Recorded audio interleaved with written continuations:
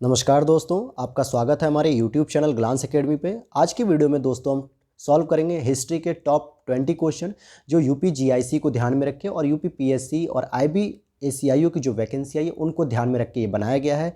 और अगर आप भी हमारे इस चैनल के माध्यम से तैयारी करना चाहते हैं तो प्लीज़ अभी चैनल को सब्सक्राइब कर लीजिएगा।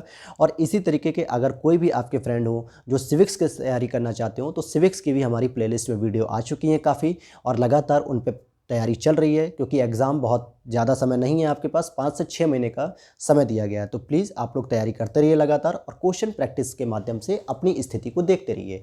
तो चलिए शुरू करते हैं हम आज के पहले क्वेश्चन की।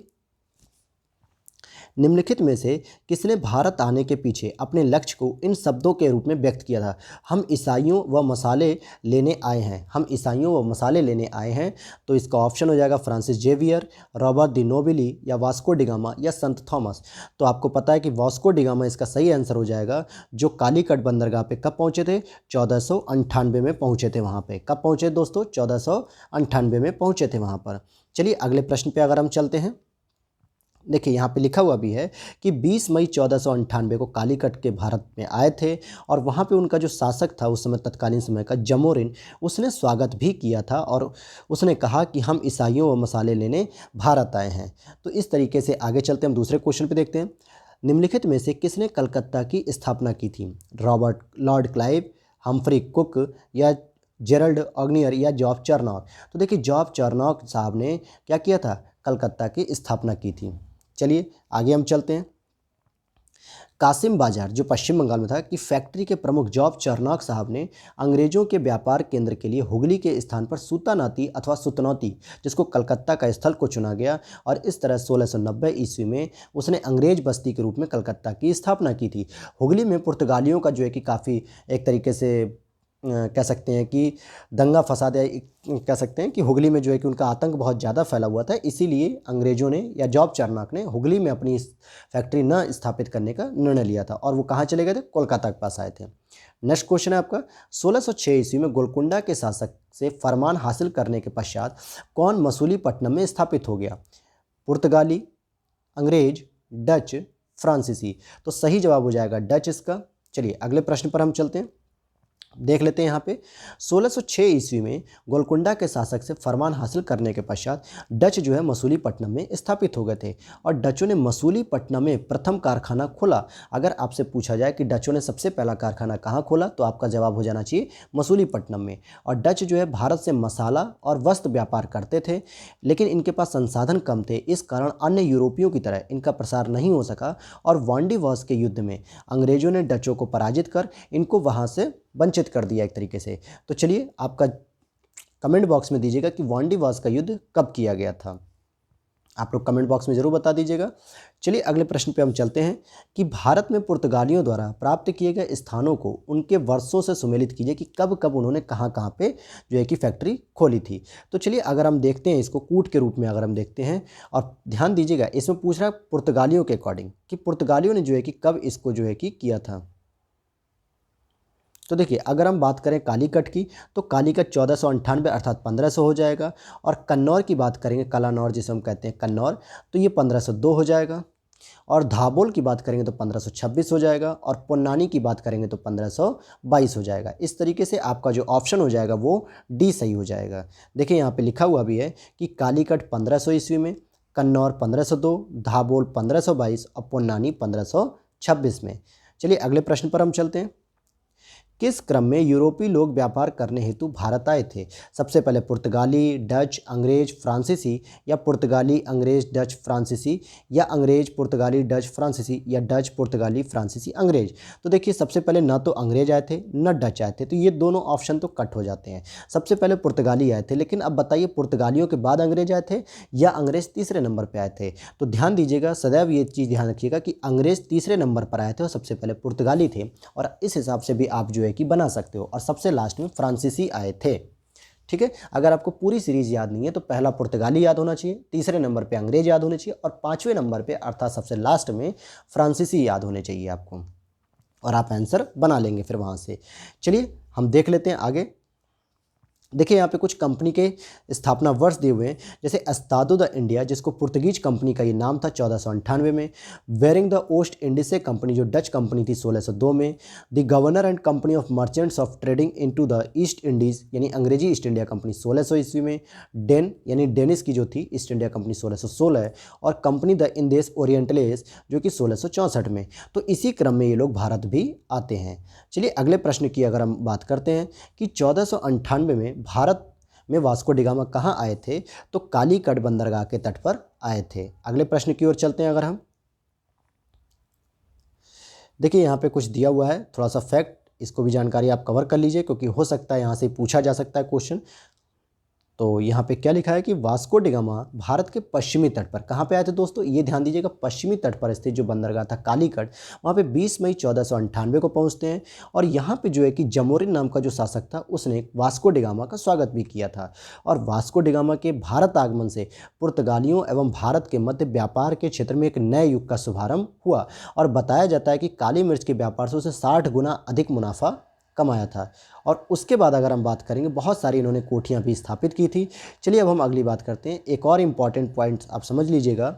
1510 ईस्वी में बीजापुर के शासक यूसुफ आदिल शाह से जो है कि गोवा छीनकर अपने अधिकार में कर लिया था पुर्तगालियों ने। और गोवा को पुर्तगालियों ने अपनी सत्ता और संस्कृति के महत्वपूर्ण केंद्र के रूप में स्थापित किया था। चलिए हम अगले प्रश्न पर चलिए अगले प्रश्न को हम देख लेते हैं।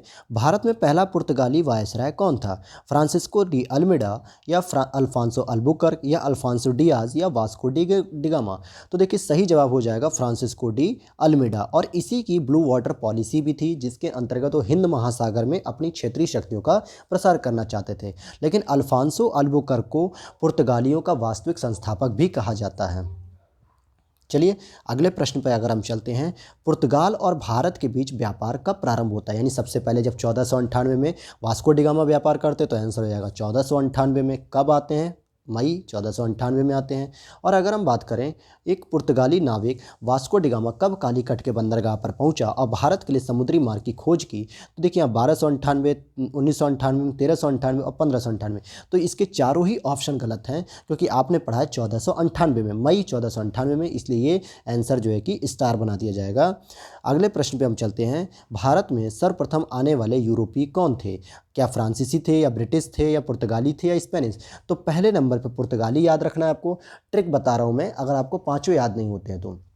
अदरवाइज 5 की अगर हम बात करें तो पहले पुर्तगाली, फिर डच, फिर अंग्रेज यानी ब्रिटिश, फिर डेनिश कंपनी, फिर फ्रांसीसी। अगर नहीं पांचों याद होते तो पहले नंबर पे आप पुर्तगाली याद रखिए, थर्ड नंबर पे अंग्रेज याद रखिए, और पांचवें नंबर पे लास्ट में फ्रांसीसी को याद रखना है। इसके बाद आप ऑटोमेटिक बना ले जाओगे अपने आंसर को। चलिए अगले हम बात करते हैं। ज़रा यहाँ पर थोड़ी सी एक जानकारी दी है बहुत अच्छी, किस समुद्री यात्री कौन था? देखिए सर्वप्रथम भारत से व्यापार संबंध तो स्थापित किए थे पुर्तगालियों ने, लेकिन प्रथम पुर्तगीज तथा प्रथम यूरोपीय यात्री जो वास्को डी गामा थे, कई दिनों की समुद्री यात्रा के बाद अब्दुल मजीद नामक गुजराती पथ प्रदर्शक की सहायता 1498 में कालीकट के समुद्र तट पर पहुंचे। तो अब यहाँ पे दो क्वेश्चन बनते हैं। अगर आपसे पूछा जाए कि कालीकट के बंदरगाह पे वास्को डी गामा का स्वागत किसने किया, तो आप कहोगे जमोरिन, जो उस समय तत्कालीन शासक थे। लेकिन अगर आपसे पूछा जाए कि वो किसकी सहायता से पहुंचे, यानी कि समुद्री नाविक कौन था जिसने सहायता की, रास्ता बताया कि किधर हिंद महासागर है, किधर भारत है, तो वो आपके अब्दुल मजीद साहब हैं। और देखिए पुर्तगीज, डच, अंग्रेज, डेनिश, फ्रांसीसी, तो इस तरीके से ये लोग भारत में आते हैं। और पुर्तगाली जो है कि सबसे पहले आने वाले भारत में होते 1498 में, और सबसे अंत में गोवा से 1961 में ये जो है कि जाते हैं। अगला प्रश्न है आपका, 1498 में वास्को डी गामा के साथ उतरने वाले गुजराती पायलट का क्या नाम था? तो अब्दुल मजीद, अभी आपने पढ़ा। चलिए अगले प्रश्न पर हम चलते हैं। अब थोड़ा सा यहाँ पे संवैधानिक संशोधन से भी प्रश्न यहाँ पे शामिल किए गए हैं आपके, जहाँ से बहुत ही इंपॉर्टेंट क्वेश्चन बनते हैं। देखिए पूछा जा रहा है, निम्न में से कौन सा तथ्य पिट्स इंडिया एक्ट, जिसका पिट्स इंडिया एक्ट कब आया था? 1784 में प्रावधान नहीं था। मतलब 3 प्रावधान है, लेकिन कोई एक प्रावधान है जो 1784 में नहीं होगा। आइए अगर हम बात करते हैं इनके चारों ऑप्शन की, तो देखिए सभी कानूनों को भारतीय भाषाओं में उचित अनुवाद के साथ मुद्रित किया जाना था। कोर्ट ऑफ डायरेक्टर से अधिक से अधिक शक्ति बोर्ड ऑफ कंट्रोल को हस्तांतरित की गई थी और भारत में प्रमुख सेवकों की नियुक्ति में क्राउन की स्वीकृति की आवश्यकता पड़ती थी। इस चीज़ को ध्यान समझिएगा। चौथा ऑप्शन आपका दे रहा है, क्या कह रहा है कि भारत सरकार को एक गवर्नर जनरल और एक उसकी काउंसिल के अधीन रखा गया था।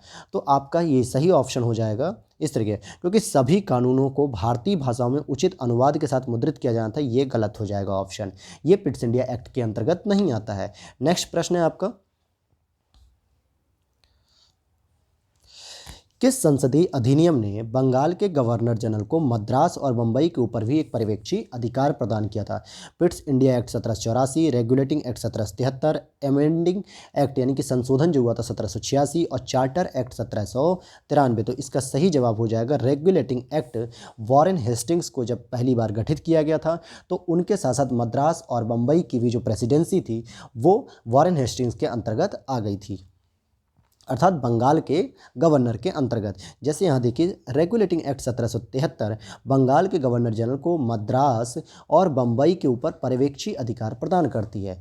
बंगाल में एक प्रशासन मंडल बनाया गया था जिसमें गवर्नर जनरल अर्थात अध्यक्ष के रूप में होते थे और 4 पार्षद नियुक्त किए गए थे। ठीक है दोस्तों, चलिए, और इसी के साथ साथ एक और जानकारी यहाँ पर रखिएगा कि रेगुलेटिंग एक्ट के द्वारा ही 1774 में कलकत्ता में एक सुप्रीम कोर्ट स्थापित की गई थी, जिसके अध्यक्ष मतलब जिसके जो कलकत्ता में सुप्रीम कोर्ट स्थापित की गई थी उसके चीफ जस्टिस कौन थे?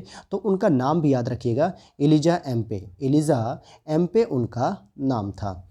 चलिए नेक्स्ट प्रश्न पर अगर हम चलते हैं, पूछा जा रहा है कि भारतीय तरीकों में सुधार हेतु कॉर्नवालिस द्वारा उठाए गए न्यायिक सुधारों की आलोचना किसने की थी? वी.ए. स्मिथ साहब ने, या एच.एच. विल्सन साहब ने, या जेम्स मिल, या मैकाले साहब ने इसकी आलोचना की थी? तो इसका सही जवाब हो जाएगा जेम्स मिल साहब ने, जो जॉन स्टुअर्ट मिल के फादर थे।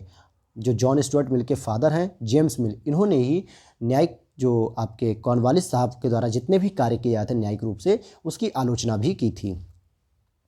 चलिए, जैसे आप समझिएगा कि 1786 से लेकर 1793 तक 1786 से लेकर 1793 तक कॉर्नवालिस साहब यहाँ पे गवर्नर जनरल के रूप में थे और 1793 में इन्होंने एक कॉर्नवालिस संहिता अर्थात कॉर्नवालिस कोड के रूप में प्रस्तुत किया था, जिसमें कहा था कि शक्तियों के पृथक्करण के सिद्धांत की बात की गई थी। यानी अलग अलग कर दिया गया था कि टैक्स वसूलने का काम और न्याय करने का काम कलेक्टर के जो थे अलग अलग कर दिए गए थे। चलिए अगले प्रश्न पे अगर हम चलें, क्या कहा जा रहा है कि 1793 के रेगुलेटिंग एक्ट द्वारा गवर्नर जनरल की परिषद में कौन सदस्य नहीं था? मानसन, वारबेल, क्लेवरिंग, फ्रांसिस। देखिए, फ्रांसिस नहीं था बल्कि इसकी जगह कौन था? फ्रांसिस था। और यहाँ पे नाम में क्या किया गया? थोड़ा सा चेंजेस किया है और आप लोग जल्दी जल्दी में आंसर लगा देते हैं। चलिए अगर हम इसको और समझते हैं कुछ चीज़ें, तो देखिए गवर्नर जनरल में वॉरेन हेस्टिंग्स की परिषद में फ्रांसिस सदस्य नहीं था। अगर हम और आगे बढ़ें तो वॉरेन हेस्टिंग्स के सदस्य में फिलिप फ्रांसिस थे, क्लेवरिंग थे, मानसन थे, वारबेल थे। और 1774 में कलकत्ता में सुप्रीम कोर्ट की स्थापना की गई, जिसके मुख्य न्यायाधीश के पद पर सर एलिजा एम्पे बैठे हुए थे और 3 और अन्य न्यायाधीश थे, चैम्बर्स, लिमेस्टर और हाइड। ये 3 न्यायाधीश थे। अर्थात सुप्रीम कोर्ट की अगर हम बात करेंगे तो 1+3 = 4 लोग जो है कि न्यायाधीश के रूप में वहाँ पे नियुक्त किए गए थे और इन न्यायाधीशों की नियुक्ति ब्रिटिश सम्राट के द्वारा होती थी। अगले प्रश्न को देखते हैं। रेगुलेटिंग एक्ट के अनुसार निम्नलिखित में से कौन एक गवर्नर जनरल ऑफ बंगाल के काउंसिल का सदस्य नहीं था? तो हैदर नहीं था, जबकि क्लेवरिंग भी थे, फ्रांसिस भी थे, मानसन भी थे और वारवेल भी थे, लेकिन हैदर साहब नहीं थे। अगले प्रश्न को देखते हैं। भारत में सुप्रीम कोर्ट की स्थापना सबसे पहले कब हुई? तो 1774 में हुई थी, 1773 के रेगुलेटिंग एक्ट के द्वारा। तो यहाँ पे 73 भी देखिए ऑप्शन दे रहा है और 74 भी। तो देखिए 1773 का रेगुलेटिंग एक्ट था, लेकिन 74 में कलकत्ता में स्थापना हुई, जिसमें एलिजा एम्पे मुख्य न्यायाधीश, चैम्बर्स, लिमेस्टर और हाइड ये तीनों अन्य न्यायाधीश भी शामिल थे। अगले प्रश्न की अगर हम बात करते हैं तो कहा जा रहा है अगला प्रश्न कि ब्रिटिश संसद द्वारा भारतीय मामलों में पहला वैधानिक हस्तक्षेप किस अधिनियम द्वारा किया गया? ब्रिटिश संसद द्वारा भारतीय मामलों में पहला वैधानिक हस्तक्षेप the Declaratory Act 1781, Fox's India Bill 1783 या पिट्स इंडिया बिल 1784 या द रेगुलेटिंग एक्ट 1773। अब आप समझ गए होंगे, सबसे पहले जब रेगुलेटिंग एक्ट को ही पारित किया गया था तभी जो है कि बंगाल में द्वैत शासन की समाप्ति करते हुए बंगाल में एकीकृत शासन किया गया। अर्थात जो दीवानी देखेगा वही जो है कि शासन भी करेगा।